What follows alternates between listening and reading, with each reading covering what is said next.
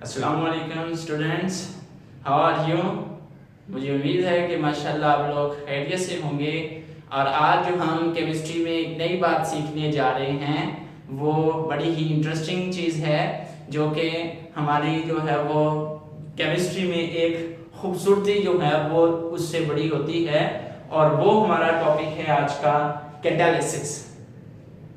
Catalysis जो है इसको आज हमने सीखना है। इसको आपने बड़ी बार सुना होगा, बहुत कन्फ्यूजन जो है वो बच्चों को हो जाती हैं, लेकिन इंशाल्लाह आप जो है वो आपको इतने अच्छे तरीके से हम जो है इसकी हर एक बात क्लियर करवाएंगे कि किस लिहाज से इसका फंक्शन होता है, एक्चुअल में ये करता क्या है, पहले हो क्या रहा होता है और ये क्या काम कर देता है आके, और क्या ये उस हमेशा रेट ऑफ रिएक्शन को बढ़ाता है, काम करता है, या किसी चीज को फिजिकली टच करता है या केमिकली टच करता है। ये तमाम बातें जो हैं वो इंशाल्लाह मैं आज आपको सिखाऊंगा। चलते हैं हमारे इस टॉपिक की तरफ जो कि है catalysis, the process which takes place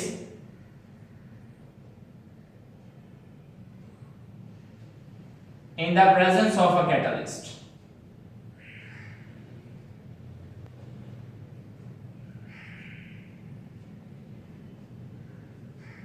ऐसा प्रोसेस बेटा जो कि कैटलिस्ट की मौजूदगी में होता है, उस प्रोसेस को हम कैटालिसिस बोलते हैं। अच्छा, कैटलिस्ट, अब इस कैटालिसिस तो हो गया जो कैटलिस्ट की मौजूदगी में। अब कैटलिस्ट क्या होता है? Catalyst is a substance which alters the rate of a chemical reaction by lowering its energy of activation and does not participate in a chemical reaction chemically, and at the end of a reaction it is separated easily from a chemical reaction. सो हम क्या कह रहे हैं, catalyst easily हम understand करें कि एक ऐसा सब्सटेंस है, एक ऐसी चीज है जो कि केमिकल रिएक्शन हो रहा है, उसका जो रेट चल रहा है उसको वो चेंज करेगा। अब वो चेंज कैसे करेगा? उसकी एनर्जी ऑफ एक्टिवेशन को लो करके। क्या वो ऐसा करने के लिए उसके अंदर जो है वो केमिकली पार्टिसिपेट करेगा? The answer is no. वो उसके अंदर जो है वो रिएक्शन के अंदर मौजूद जरूर होगा, लेकिन बेटा वो केमिकली रिएक्शन नहीं करेगा, बल्कि उसका उस रिएक्शन के साथ फिजिकली जो है वो लिंक होगा, वो फिजिकली उसके अंदर मौजूद होगा और रेट ऑफ रिएक्शन को जो है वो चेंज करने की कोशिश करेगा और उसकी एनर्जी ऑफ एक्टिवेशन को लो करेगा। अच्छा, आम जिंदगी की अगर हम मिसाल ले लें, आम जिंदगी में दो लोग नाराज होते हैं ना, तो उनके दरमियान में एक ऐसा होता है जो क्या करता है कि थोड़ी सी बात ना उनके दरमियान ऐसी करता है जो कि चिंगारी की काम करती, जल्दी पे तेल का काम करना। अच्छा, अब उसमें वो थोड़ी सी बात करके क्या हुआ, वो दोनों लड़ने लगे और वो साइड पे हो गए। अब इसको आप इसी टर्म में हम केमिस्ट्री में अप्लाई करें, यानी कि कैटलिस्ट का भी यही काम है कि रिएक्टेंट्स को आपस में मिला के खुद साइड पे हो जाना और वो प्रोडक्ट में कन्वर्ट हो जाएंगे। इसी तरह वो उसने क्या किया, उसने थोड़ी सी चिंगारी की दोस्त ने, दो दोस्तों के दरमियान एक शख्स ने, तो वो क्या, उनकी लड़ाई, उनकी दोस्ती जो है वो खत्म हो जाती। तो इस तरह जो है वो एक दूसरे से नाराज हो जाते हैं। तो कैटलिस्ट केमिस्ट्री में फंक्शन वैसे ही है, यहाँ पे नाराजगी वाली कोई बात नहीं है। कैटलिस्ट क्या करता है, उस rate of reaction, chemical reaction का रेट चेंज करता है। अब उसको हम थोड़ा सा ग्राफ के जरिए अंडरस्टैंड करते हैं, आपको इंशाल्लाह और इजीली जो है वो ये बात समझ आएगी।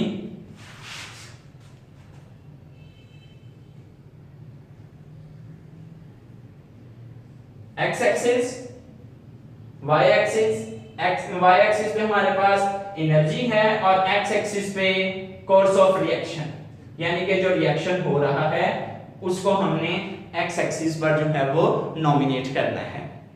फॉर एग्जांपल हमारे पास एक रिएक्शन है जनरली, जो कि वो कैसे रहा बेटा, वो इस तरह गया, ये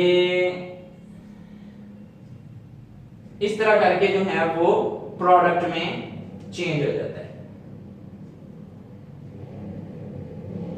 रिएक्टेंट और प्रोडक्ट। अब ये वाला जो बैरियर है, this barrier is known as activated complex, या एक्टिवेटेड कॉम्प्लेक्स को बनाने के लिए जो एनर्जी चाहिए इस पॉइंट को, वो एनर्जी ऑफ एक्टिवेशन जो है वो कहलाती है। अब आप देखें इस लेवल पर मौजूद जो रिएक्टेंट हैं वो इतना जो है वो बैरियर क्रॉस करेंगे तो प्रोडक्ट के अंदर चेंज हो सकते हैं, अदरवाइज नहीं। यानी कि ये रिएक्टेंट इस बैरियर को अगर क्रॉस करेंगे तब वो बेटा इन प्रोडक्ट में चेंज हो सकते हैं।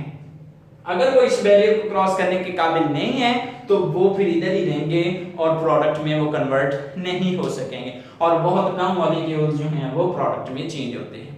अब कैटलिस्ट का काम क्या है? ये था विदाउट कैटलिस्ट। विद कैटलिस्ट क्या होगा देखें।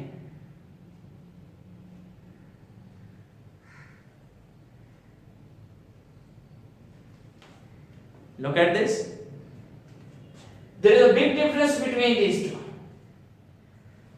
देखें, एक जो हमारा सैंपल है, रिएक्टेंट्स यहाँ पे मौजूद हैं, पहले वो इस इतने बड़े बैरियर को क्रॉस करके जा रहे थे, अब वो क्या कर रहे हैं, वो जस्ट जो है वो इस बैरियर, यानी कि इसने क्या किया, उसकी एनर्जी ऑफ एक्टिवेशन को कम कर दिया है।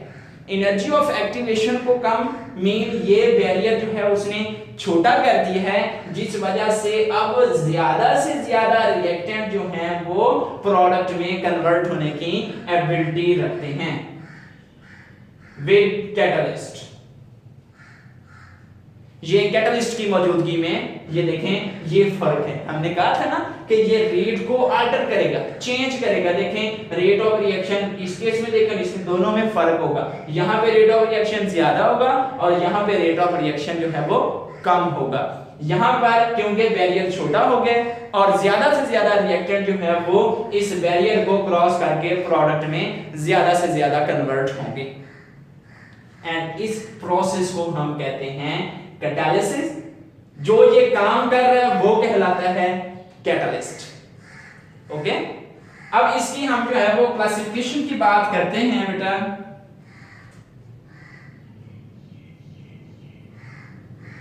क्लासिफिकेशन इसकी पहली कैटेगरी में हमने जो डिस्कस करनी है वो करनी है on the basis of physical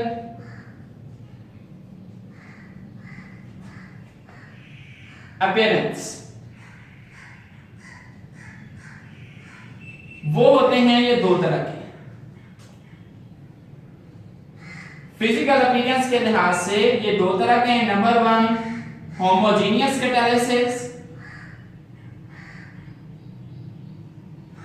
और दूसरा जो है हमारे पास वो है हेटेरोजेनियस कैटालिसिस।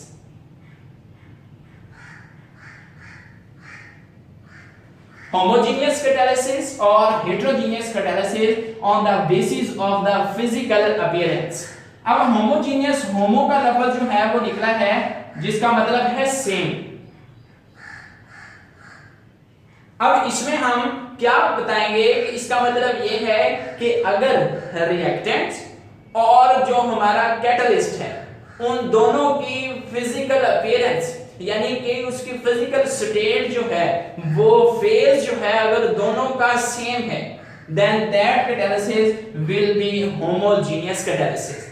अगर रिएक्टेंट और जो हमारा कैटलिस्ट है अगर दोनों की फिजिकल स्टेट सेम है, मीन दोनों गैसेस हैं या दोनों लिक्विड्स हैं या दोनों सॉलिड्स हैं, तो वो उस केस में जो कैटालिसिस बनेगा वो कहलाता है होमोजेनियस कैटालिसिस।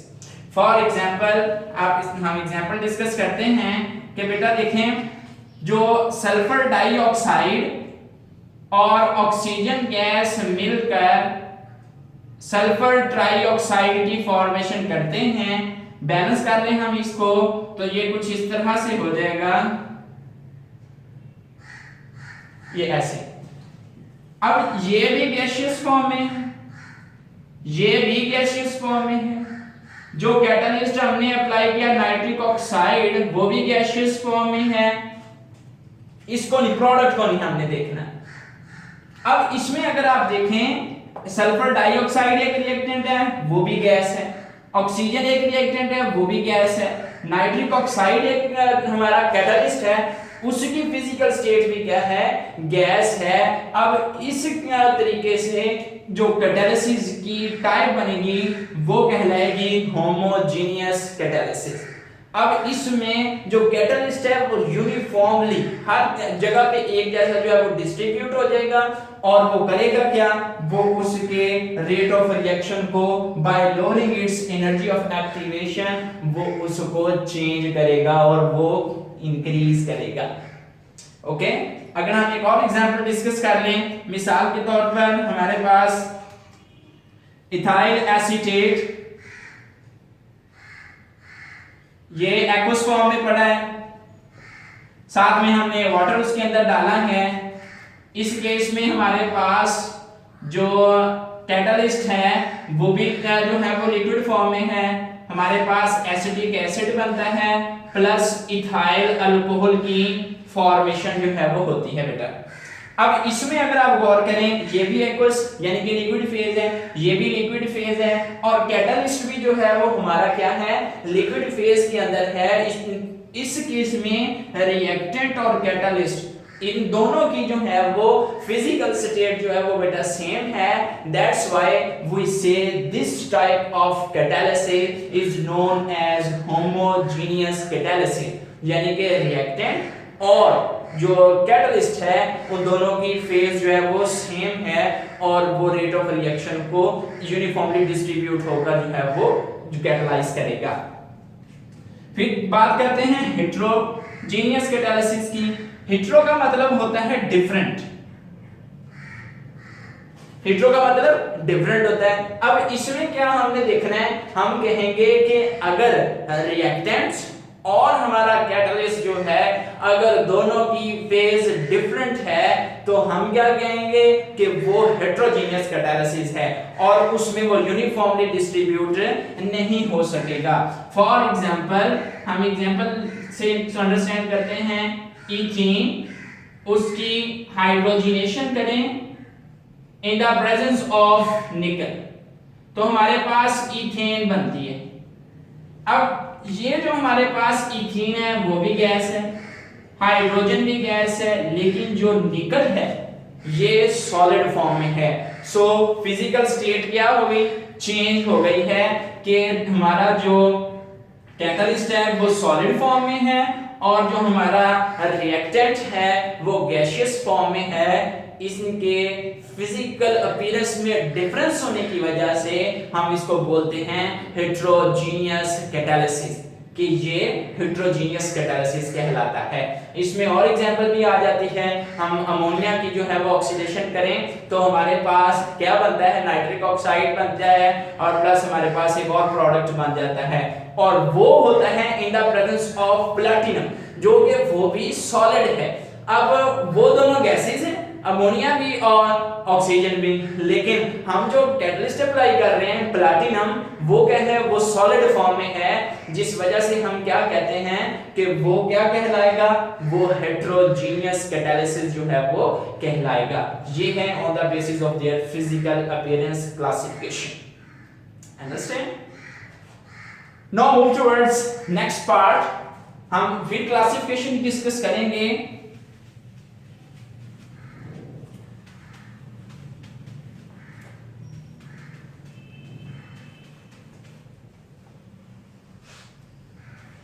अब हम क्लासिफिकेशन करेंगे on the basis of their function.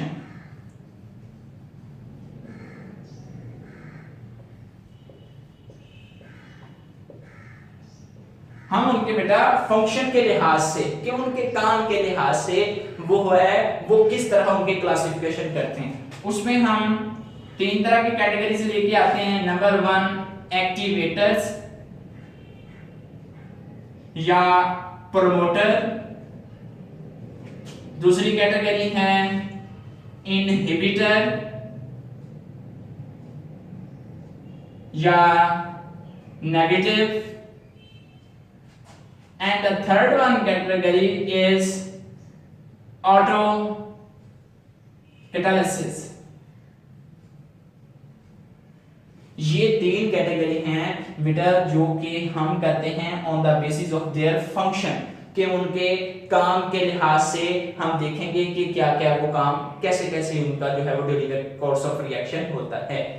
Move towards the first category which is known as activator, promoter. अब देखिए बेटा, हम एक केमिकल रिएक्शन कर रहे हैं, उसमें एक कैटलिस्ट हमने अप्लाई किया हुआ है, उसके बाद हम क्या करते हैं, एक और कैटलिस्ट अप्लाई करते हैं। वो क्या करता है, वो पहले से मौजूद कैटलिस्ट की केमिकल एक्टिविटी को, उसकी कैटलाइज करने की पावर को क्या करता है, बढ़ाता है, इंक्रीज करता है, इनहांस करता है। एक्टिवेटर बढ़ाना, प्रमोट बढ़ाना, यानी कि क्या होगा, पहले जो कैटलिस्ट मौजूद था वो अपना काम कर रहा था, लेकिन क्या है, हम कहते हैं वो स्लो है थोड़ा सा अभी इतना, हमने क्या किया, ऊपर से एक और कैटलिस्ट डाला, वो क्या करेगा, उस पहले से मौजूद कैटलिस्ट की एक्टिविटी को इनहांस करेगा, उसकी पावर को इनहांस करेगा, और वो और तेजी से रेट ऑफ रिएक्शन को चेंज करेगा। This type of catalysis is known as activators, promoters. ठीक है। अब फॉर एग्जांपल हाइड्रोजनेशन की बात करें, हाइड्रोजनेशन बेटा हम करते हैं इन द प्रेजेंस ऑफ निकल। प्रॉपरली ये रिएक्शन हो रहा होता है, लेकिन हम चाहते हैं कि हम इसका रेट और बढ़ाएं, तो वो क्या करेंगे, हम इसमें कॉपर डाल दें या हम इसमें टेलुरियम जो है वो डाल दें, तो वो क्या करेगा, वो निकल की एक्टिविटी को, उसकी कैटलाइज करने की पावर को इनहांस करेगा, बढ़ाएगा, इंक्रीज करेगा, जिस वजह से वो प्रोसेस और जल्दी होगा। सो वो ये दोनों इसके लिए क्या कहलाएंगे, एक्टिवेटर्स, प्रोमोटर्स। ठीक हो गया, अंडरस्टैंड? ओके, और एग्जांपल पढ़ लेते हैं। और एग्जांपल की अगर हम बात करें, हैबर प्रोसेस। हैबर्स प्रोसेस में बेटा हम जो कैटलिस्ट यूज करते हैं वो आयरन होता है। आयरन की मौजूदगी में क्या हो रहा है, नाइट्रोजन और हाइड्रोजन मिलकर क्या करते हैं, अमोनिया की सिंथेसिस करते हैं। लेकिन हम यहाँ पे क्या कर रहे हैं कि उस आयरन की जो एक्टिविटी जो है, वो जो कैटलाइज करने की पावर है, उसको हम बढ़ाने की बात कर रहे हैं। वो कैसे होगा, हम कुछ हाई मेल्टिंग पॉइंट्स वाले जो है वो oxide like chromium oxide, like alumina, like rare earths, जब बेटा हम उनको इसमें ऐड करेंगे, वो क्या होगा, आयरन, इसके साथ हम वो ऐड करेंगे chromium oxide, aluminium oxide, alumina जिसको हम बोलते हैं, या हम उसमें रेयर अर्थ्स की एडिशन कर दें, वो क्या करेगा, वो इस आयरन की एक्टिविटी को इंक्रीज करेगा, बढ़ाएगा, और वो और ज्यादा एफिशिएंट तरीके से रेट ऑफ रिएक्शन को बढ़ाने की एबिलिटी जो है वो अपने अंदर लाएगा। This type of known as activators और promoters. Move towards the inhibitors और नेगेटिव कैटालिसिस। क्या ये भी हो सकता है कि वो नेगेटिव के तौर पर काम करता है? यस, यानी कि कुछ ऐसे रिएक्शंस होते हैं जिसमें हम कैटलिस्ट जरूर डालते हैं, लेकिन वो क्या करता है, वो उसमें मौजूद कुछ ऐसी चीजें होती हैं जिनके जो है वो अगेंस्ट काम करता है, यानी कि उस प्रोसेस को कम होने पर जो है वो आमादा करता है। फॉर एग्जांपल हमारी डेली लाइफ की एग्जांपल है, हम पेट्रोल यूज करते हैं अपने व्हीकल्स के अंदर, मोटरसाइकिल है, गाड़ी है, उसके अंदर जो पेट्रोल यूज करते हैं उसके अंदर हम टेट्रा इथाइल लेड यूज करते हैं, TEL। अब ये क्या करता है, ये उस फ्यूल की प्री इग्निशन को रोकता है। प्री इग्निशन क्या होती है कि जब हम बेटा हमने जो है वो अभी स्विच ऑन ही किया है, तो पेट्रोल का जलना जो है वो पहले स्टार्ट हो जाता है। ये किस वजह से होता है, ये फ्यूल की पुअर क्वालिटी की वजह से होता है। अब उस फ्यूल की पुअर क्वालिटी को ये जो TEL है, which is known as anti knocking agent, tetra ethyl lead, हम उसमें डालते हैं, वो क्या करते हैं, अब उस प्री इग्निशन को, जो प्लग को स्पार्क लगने से पहले ही जो है वो स्टार्ट हो गई है, उसको स्टॉप करेगा। इट प्रिवेंट्स ये उसको रोकता है। सो ये उसके लिए क्या कर रहा है काम? एज ए नेगेटिव, यानी कि उसको कम कर रहा है। So this type is known as inhibitors, negative catalysis. Understand? Now move towards the autocatalysis. Autocatalysis का क्या मतलब है कि कुछ रिएक्शन बेटा ऐसे होते हैं कि हम बाहर से उसमें कैटालिस्ट ऐड नहीं करते, बल्कि क्या होता है उस रिएक्शन के दौरान में कोई ऐसा प्रोडक्ट बनता है जो खुद ब खुद जो है वो कैटालिस्ट के तौर पर काम करता है। This type of catalysis known as autocatalysis. Okay, कुछ ऐसे रिएक्शंस जिनमें क्या होता है कि रिएक्शन हो रहा है, उस रिएक्शन के दरमियान में कुछ ऐसा प्रोडक्ट बना जो कि खुद ब खुद उसके लिए जो है वो कैटलिस्ट के तौर पर काम कर रहा है। This is known as autocatalysis. हमने बाहर से कोई कैटलिस्ट नहीं ऐड किया। फॉर एग्जांपल, जब कॉपर और नाइट्रिक एसिड HNO3 रिएक्शन करते हैं तो रिएक्शन शुरू में ना स्लो होता है। अब शुरू में रिएक्शन स्लो होने की वजह से अब रेट ऑफ रिएक्शन भी स्लो होता है।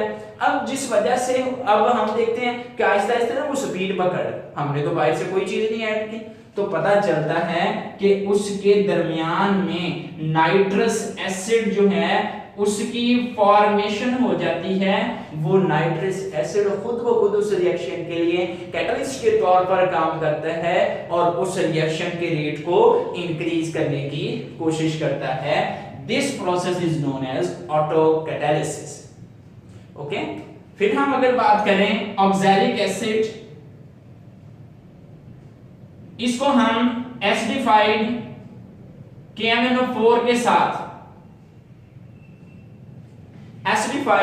KMnO4 के साथ बेटा जब हम उस पर रिएक्शन करवाते हैं, मेन क्या होगा? COOH की twice oxalic acid KMnO4 plus H2SO4। अब ये रिएक्शन भी शुरू में स्लो होता है, फिर आहिस्ता आहिस्ता स्पीड पकड़ता है। वो कैसे हो जाता है? इस रिएक्शन के दरमियान में एक प्रोडक्ट बनता है जिसका नाम है मैंगनीज सल्फेट MnSO4, जो कि इस रिएक्शन के लिए खुद ब खुद कैटलिस्ट के तौर पर काम करता है, जिस वजह से हम इसको भी कहते हैं कि ये खुद ब खुद कैटलिस्ट बना है। That's why this is also known as autocatalysis. इंशाल्लाह नेक्स्ट लेक्चर में बेटा जो है वो हम क्या करेंगे, इसकी कैरेक्टरिस्टिक्स, इनकी खूबियां बयान करेंगे कि जब हमने एक कैटलिस्ट को जो है वो यूज करना है तो उसकी कौन कौन सी खूबियां हैं जो मद्देनजर रखनी चाहिए या जो होती हैं, जो उनको हम जो है वो डिटेल में इंशाल्लाह नेक्स्ट लेक्चर में डिस्कस करेंगे। और इस लेक्चर के रिलेटेड मेरा बेटा आपको कोई भी प्रॉब्लम हो सो काइंडली आप मुझसे राब्ता करें, फेसबुक के थ्रू राब्ता कर लें, आप मुझसे जो है वो व्हाट्सएप के थ्रू राब्ता कर लें, या हमारा जो है वो यूट्यूब पे जो चैनल है chemistry corner bye mister chemist Azizur Rahman के नाम से, आप उसको सब्सक्राइब लाजमी कर लें, शेयर भी करें दूसरों तक, ताकि दूसरों का भी फायदा हो सके। और आपको जो प्रॉब्लम है इन तमाम जो है वो मीडिया के थ्रू आप मुझसे कांटेक्ट करके अपने जो है वो क्वेश्चन का आंसर जो है वो ले सकते हैं। थैंक यू, जज़ाकल्लाह, अल्लाह हाफिज।